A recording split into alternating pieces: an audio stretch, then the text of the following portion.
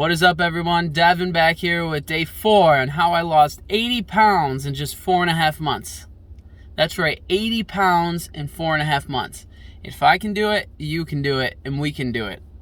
If you're just joining us here today for the first time, quick review. On day 1, I talked about how it was the battle of the mind, and we had to decide to lose the weight this day. We had to make that choice, that mental decision. And not only that one day, but keep making that choice over and over. For me, I saw a number on the scale that I was very unhappy with. And I said to myself, I can't keep living like this. I didn't have energy to play with my kids. None of my clothes fit right, and I was very uncomfortable.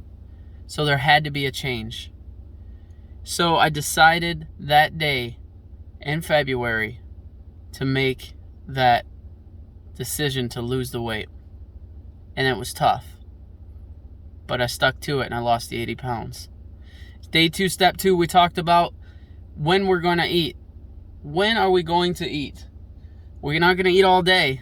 I had to decide to eat in a 4-hour window. We talked a little bit about intermittent fasting, which worked out great for me. And we talked a little bit about the keto diet, because that's what I use. So I did low carb and intermittent fasting together, which ended up working out really well, while still trying to maintain my calorie intake. On day 3, we talked about how we could have that cheat meal, which was everybody's favorite, right? Everybody loves the cheat meal. I set a goal at the end of the week to say, hey, if I can eat healthy this whole week, then on Friday or on Saturday for this meal, I'm going to eat all those things I've been craving. Only one meal, though. And when we're going to eat a whole cheat day, we're going to have a cheat meal, and there was a difference. So today is day 4, and we're going to talk about everyone's least favorite thing today, and that is exercise. Exercise. When I started my weight loss journey, I started it on P90X. A lot of people are intimidated by P90X. I was intimidated by P90X. I could barely keep up. But what I noticed is I wasn't seeing the weight loss that I thought I would. The benefit was not as great as I thought it would be with all the work I was putting in.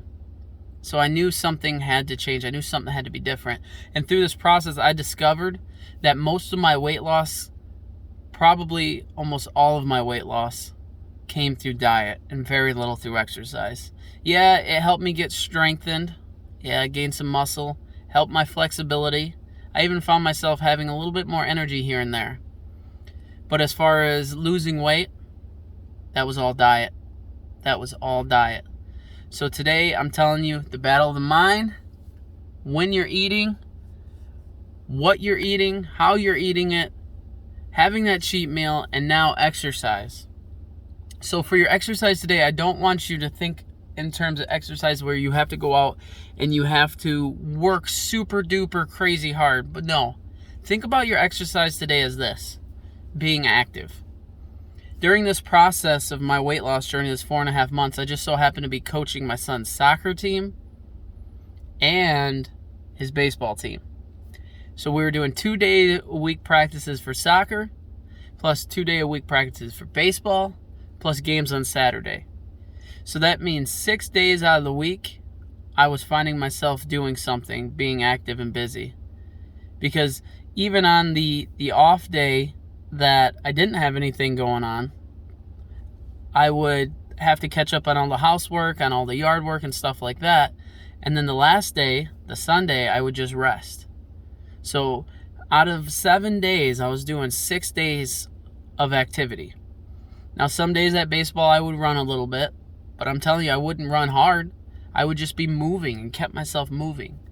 And not only did this add to, being active and not think about food, that was a huge part of it, but it also added to burning some calories and just getting my body in a place where it was using the fuel that I put into my body.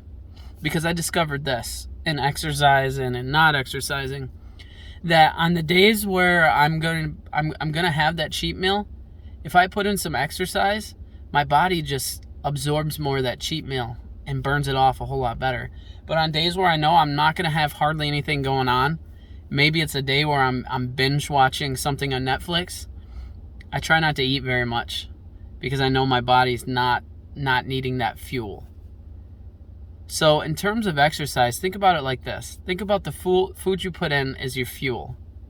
And the amount of activity or exercise you do every day is what's going to burn that fuel. Kind of like in a car. You can fill a car up, but if that car sits around all day and you just leave it on idle, it's going to burn that fuel really slow.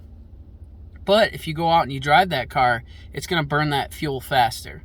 So on the days where you're sitting around doing nothing and you're just on idle, don't eat as much. You don't need as much fuel.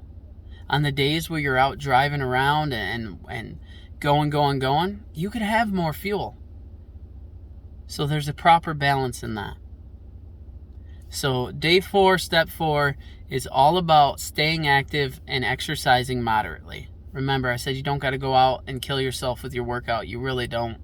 You just got to be moderatively active, and you have to understand that when you do nothing during a day, you're going to burn a whole lot less fuel than if you're being active.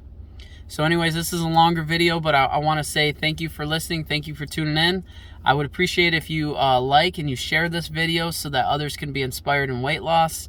And I have something new coming up. I'm going to talk about some of the foods and some of the drinks I've had during this weight loss, some of the stuff I liked as far as help me with my weight loss, and the different kinds of foods and brands of food, and some of the stuff I didn't like, and that's going to be coming up probably on the next video. So anyways, have a wonderful day. Thank you for tuning in. Be well.